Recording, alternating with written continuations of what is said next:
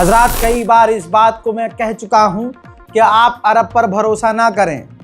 आप सभी का दिल फटा, आप सभी का दिल जला जब आपको इस बात का अंदेशा हुआ कि आज जो सूडान में हो रहा है उसके पीछे एक खुद मुस्लिम देश है जो सूडान के लोगों को मरवा रहा है। जिस देश ने सूडान के आम लोगों को सोने और ज़मीन के लिए मरवाया वो खुद यूएई है।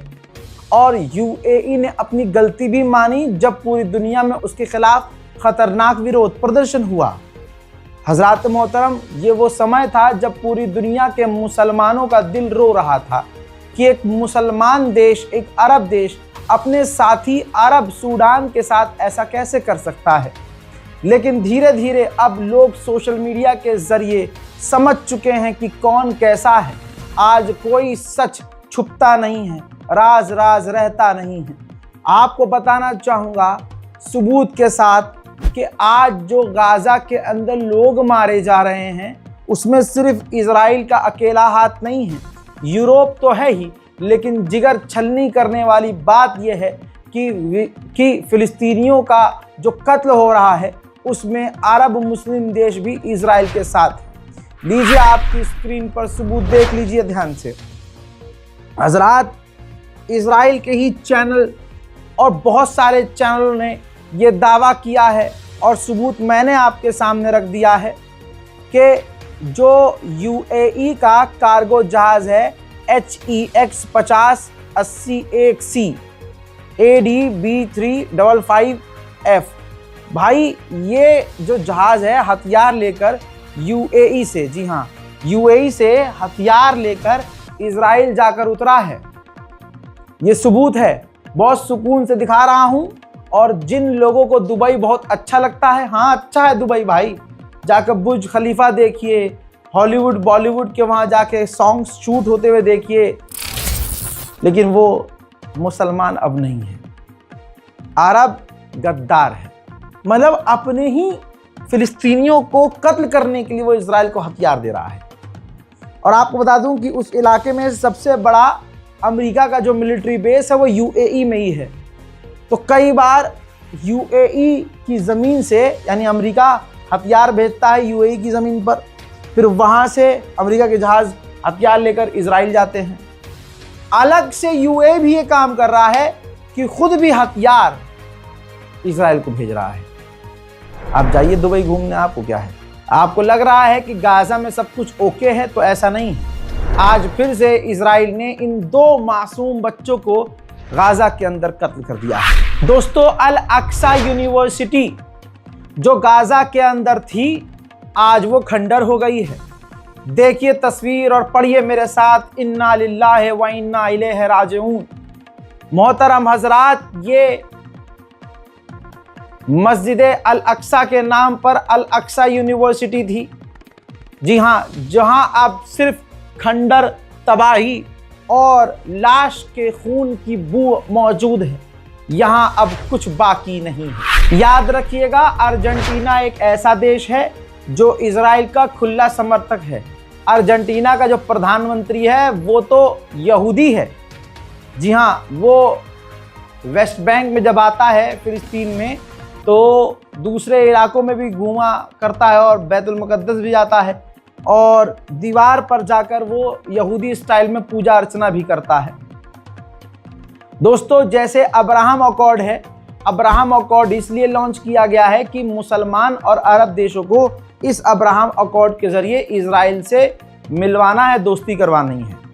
ऐसे ही अर्जेंटीना ने अब इजहाक अकॉर्ड लॉन्च कर दिया है, इजहाक अकॉर्ड।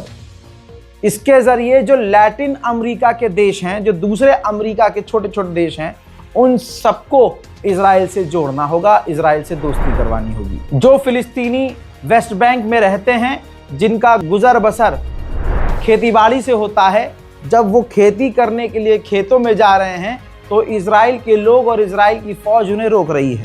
इजराइल का जो कट्टरवादी नेता बेंजवीर है वो इजराइलियों को हथियार बांट रहा है मुफ्त में।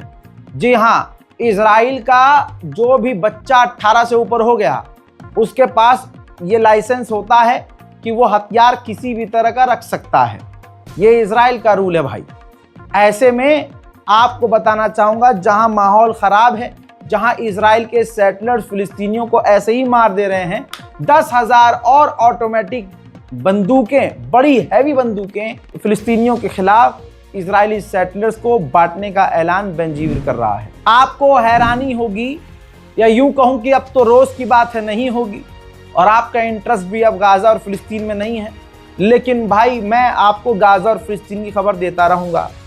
हैरत करने वाली खबर आई है, ये देखिए, जो इजराइल के आम लोग हैं ना, वो इजराइल की फौज और पुलिस के कपड़े, वर्दी पहन के फर्जी पुलिस वाले और फर्जी मिलिट्री वाले बनकर फिलिस्तीनियों के ऊपर गोलीबारी कर रहे हैं, उनको परेशान कर रहे हैं, उनको गिरफ्तार कर रहे हैं।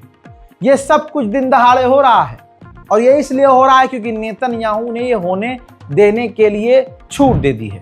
आइए एक और सबूत दिखाता हूं फिलिस्तीन के वेस्ट बैंक में क्या हो रहा है। ये देखिए, वेस्ट बैंक में फिलिस्तीनी बेकरी के अंदर घुसकर तोड़फोड़ की जा रही है। हालांकि आप कहेंगे कि रजा भाई ये कौन सी नई बात है, ये तो हमारे भारत में भी हो रहा है। हिंदू समुदाय ऐसा अक्सर आप देखते हैं, करते हैं, और जय श्री राम का नारा लगाकर भारत में भी ऐसा ही एक बहुसंख्यक समुदाय ईसाई, दलित और मुसलमानों के साथ ये कर रहे हैं। दुआ कीजिए पूरी दुनिया में शांति और अमन के लिए, और दुआ कीजिए मुसलमानों की एकता के लिए। यूरोपीय यूनियन की ये महिला कमिश्नर है।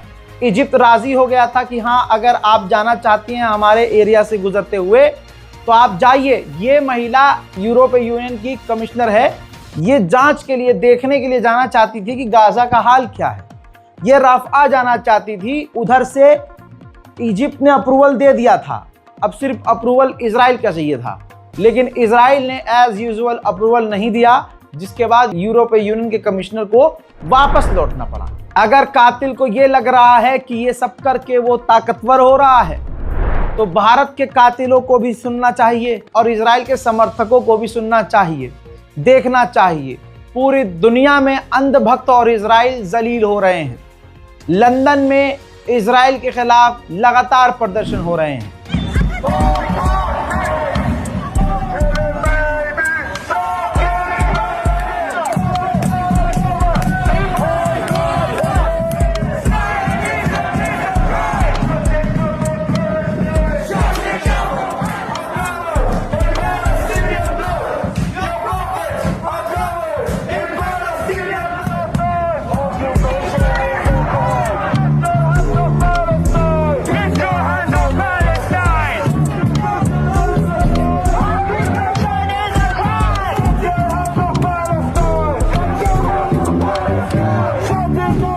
ठीक इसी तरह से इटली में भी इजराइल के खिलाफ फिलिस्तीन के समर्थन में लोग सड़कों पर हैं।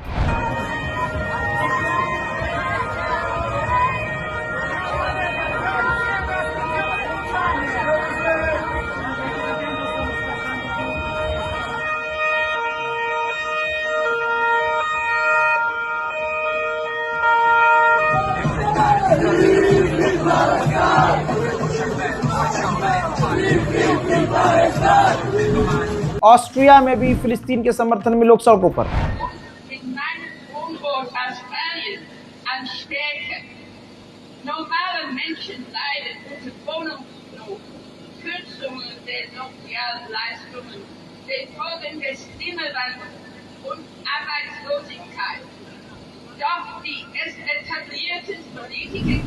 हजरात, जर्मनी, जहां पर जर्मनी की सरकार फिलिस्तीनी समर्थकों को सीधा टांग में गोली मरवा रही है, जेल में भिजवा रही है, डिपोर्ट कर रही है, गोलियां चलवा रही है, आंसू गैस के गोले छुड़वा रही है। ये पिछले 2 साल से जर्मनी ये कर रहा है, लेकिन इसके बावजूद जर्मनी के लोग आज भी, अभी भी, इस वक्त भी सड़कों पर हैं।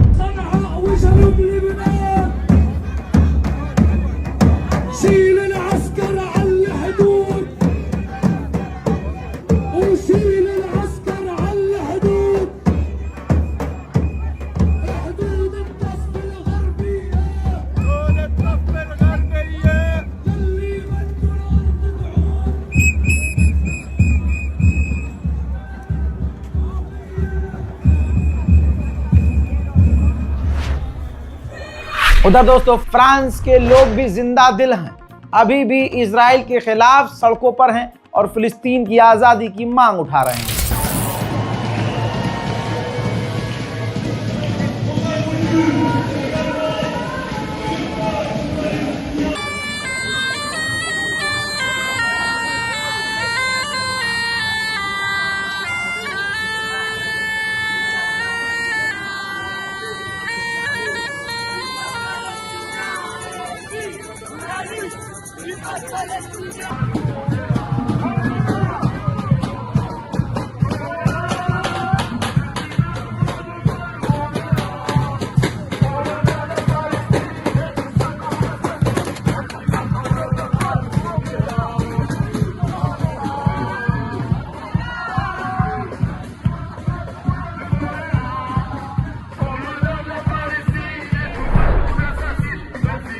आइए अब मैं जर्मनी की औकात दिखाता हूं, वो रोज करता है। ये देखिए, जो प्रदर्शनकारी हैं, जो फिलिस्तीन के समर्थक हैं, उन्हें जबरदस्ती गिरफ्तार मारपीट के जर्मनी की पुलिस कर रही है।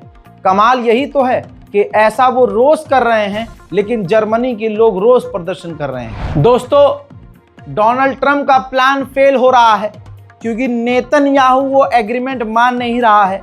नेतन्याहू का पहले मैंने आपको क्लियर कर दिया भाई, उसको डील करनी नहीं है, उसको पूरा फिलिस्तीन खत्म करना है। बिल्कुल आरएसएस वाला हिसाब है नेतन्याहू का। जैसे भारत में मुसलमानों को दोयम दर्जे का नागरिक बना देना, एसआईआर है ना जारी, कि क्या है, एनआरसी तो है। ये बहुत बड़ा खेल है, अधिकार छीनना है। आपको पता ही नहीं चलेगा कब आपको इनवैलिड घोषित कर दिया। जैसे आपको एहसास भी नहीं हुआ कि योगी जी ने आपका जेब में पड़ा हुआ आधार कार्ड जो है, उसमें जो आपका डेट ऑफ बर्थ है, उसको इनवैलिड घोषित कर दिया, ऐसे आपको भी इनवैलिड घोषित कर देंगे क्योंकि आप तो हैं मुसलमान।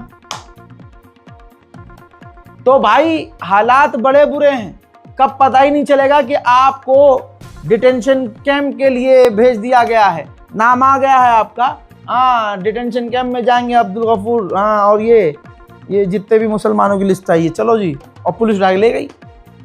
ये सब चीजें ऐसी बनाई जा रही हैं। मैंने तो 1-2 महीने पहले कह दिया था, विपक्ष की तमाम पार्टियों को हाथ जोड़ लेने चाहिए, सरकार सारी गिरा देनी चाहिए, सिर्फ और सिर्फ मोदी जी इस देश के राजा होने चाहिए। कम से कम जिंदा तो रहोगे आप लोग। अब इधर आप समझो, ऐसे ही प्लान इजराइल खराब कर रहा है डोनाल्ड ट्रंप का। तो जिन अरब देशों ने कहा था कि हम इंटरनेशनल पीस कीपिंग फोर्स के तरह अपनी फौज गाजा में तैनात करेंगे, इंटरनेशनल फोर्स, अब वो देश भी पीछे हट रहे हैं।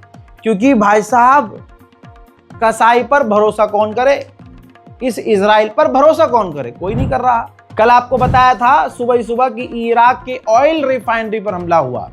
अभी ये क्लियर नहीं है कि वो हमला किसने किया, लेकिन उस ड्रोन हमले में 2 इराक के वर्कर्स मारे गए हैं। उधर ऑफिशियल रिकॉर्ड की बात करें तो गजा में मौत का आंकड़ा, शहादतों का आंकड़ा 70,000 पार कर चुका है। हजरात, अब आइए उस बात का भी प्रूफ आ गया है जो बात मैंने कही थी। गाजा के अंदर जब कोई मदद जाती थी तो कहा जाता था कि भाई गाजा के लोगों ने लूट लिया, हमास के लोगों ने लूट लिया।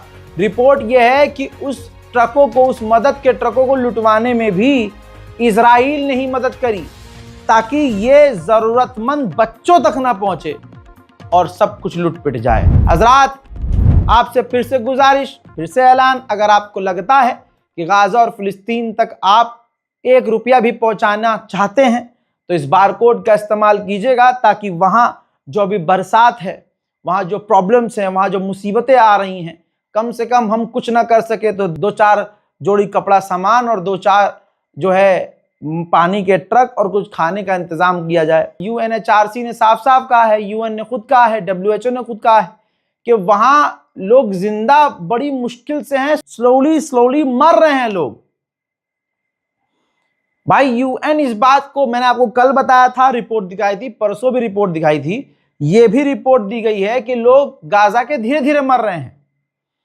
और यह भी रिपोर्ट आई है कि जिंदा लोग सिर्फ 1 वक्त का खाना, वो भी पेट भर के नहीं, वो 1 वक्त का खाना खा के जिंदा है। हालात कितने बुरे हैं हम सोच नहीं सकते हैं। हालांकि भारत के हालात भी ख़राब किए जा रहे हैं, बुरे बना दिए गए हैं, सिर्फ इस वजह से क्योंकि आप मुसलमान हैं। आप इस गलत फहमी मत रहिएगा कि हमारा दोस्त फलाना यार वो बहुत अच्छा है, वो बहुत अच्छा है, वो ऐसा नहीं है। नहीं, आज हर गैर मुस्लिम आपसे नफरत करता है। उसकी नफरत कब कहाँ दिख जाएगी आपको पता भी नहीं चलेगा। तो दुआ कीजिए शांति और अमन के लिए, दिलों से नफरत निकालने के लिए। मैं हूं रजा और आप देख रहे थे रजाग्राफी अनस्क्रिप्टेड। जय हिंद।